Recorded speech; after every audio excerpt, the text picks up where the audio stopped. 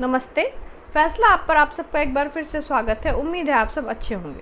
जैसा कि आप सब जानते हैं, अभी हाल ही में मैंने एक वीडियो बनाई थी जिसमें मैंने बताया था कि अभी हाल ही में जीएसटी काउंसिल की बैठक हुई थी, जिसमें कि जाहिर सी बात है इन बातों पे डिसीजन लिया गया था कि किन चीज़ों को और किन सेवाओं को जो है सस्ता किया जाए और किन को महंगा किया जाए, यानी किन पर टैक्स घटाया जाए और किन पर टैक्स का लोड बढ़ाया जाए। और वैसे तो बहुत सारे मुद्दों पे डिसीजन लिए गए और कुछ डिसीजन को पेंडिंग भी छोड़ा गया नवंबर तक के लिए, लेकिन मुझे ऐसा लगता है कि कुछ पॉइंट हैं जिन पे गुंजाइश थी और कुछ ऐसे क्षेत्र हैं जिनमें मुझे लगता है कि उनमें रियायत देने की ज़रूरत नहीं थी। पर वो क्यों लिया गया वो डिसीज़न, वो पता नहीं किस वर्ग को बेनिफिट पहुंचाने के लिए किया गया, क्योंकि कहाँ एक और आप कह रहे हैं कि आप जो टैक्स लगाते हो या फिर जो भी इस तरह के डिसीज़न लेते हो वो कहीं ना कहीं मध्यम वर्ग को ध्यान में रख के करते हो। तो मुझे लगता है कि ये जो दो डिसीजन थे ये मध्यम वर्ग को कहीं ना कहीं बेनिफिट देने के हिसाब से तो नहीं थे, और जो आपने बेनिफिट देने की जो फैसिलिटी दी भी है जीएसटी को कम करके, उसमें और गुंजाइश थी, उसको और भी कम किया जा सकता था या फिर उसको टैक्स फ्री किया जा सकता था। तो चलिए मैं वो दो मुद्दे जो है जो मुझे लगता है कि जिनको नोटिस करने वाली जो चीज़ है वो मैं आपको बताती हूँ। पहला मुद्दा तो है कि इस काउंसिल ने कैंसर के इलाज में जो दवाइयाँ यूज़ होती है उनको सस्ता किया है। वो जो निर्णय था, एक वो निर्णय मुझे लगा कि इस पे मुझे लगता है आप लोगों से बात करनी चाहिए कि इस पे क्या गुंजाइश थी।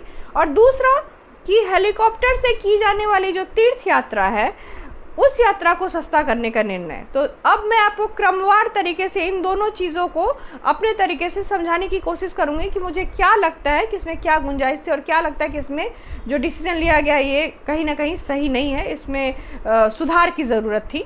अब जो पहला पॉइंट है वो है कि कैंसर की जो दवाइयां हैं उनको सस्ता करने का डिसीजन लिया गया है काउंसिल के द्वारा। दरअसल पहले कैंसर की दवाइयों पे जीएसटी 12% लगता था, जिसको कि जीएसटी काउंसिल ने घटा करके 5% करने का निर्णय लिया है, जो कि मुझे लगता है कि एप्रिसिएटेबल डिसीजन है।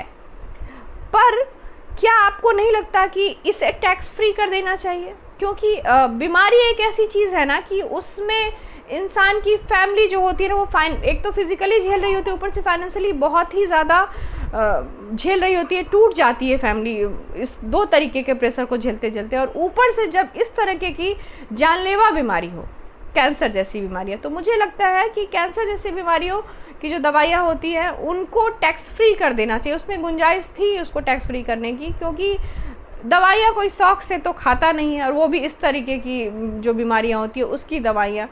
तो इसमें गुंजाइश थी। मुझे इससे उम्मीद थी कि शायद इसमें एक बाकी जो सर्विसेज है, बाकी जो प्रोडक्ट्स हैं उन पे लोड बढ़ा के इसको अगर टैक्स फ्री कर दिया जाता तो ये एक बहुत ही बढ़िया डिसीजन होता मुझे लगता है, और इसको भारत की जनता बहुत ही ज़्यादा अप्रिशिएट करती है और ये सरकार के लिए भी अच्छा होता। उस मतलब उनके जो भविष्य में जो वो गिनाते हैं ना कि हम मिडिल क्लास को ध्यान में रख के अपने बजट को बनाते हैं या फिर हम मिडिल क्लास की दिक्कतों को ध्यान में रखते हैं, तो कैंसर जैसी जो बीमारियां हैं उनका इलाज जो हायर क्लास है वो तो फॉरेन में जाके भी करवा लेती है या फिर वो इजीली मेंटेन कर सकती है इंडिया में भी। बट जो मिडिल क्लास है या फिर जो उससे भी नीचे के लोग हैं उनके लिए बहुत ही मुश्किल होता है इस तरीके की बीमारियों से जूझना और उसके साथ साथ फाइनेंशियली और मेंटली इनको झेलना। तो मुझे लगता है ये एक बढ़िया डिसीजन होता अगर ऐसा किया जाता तो।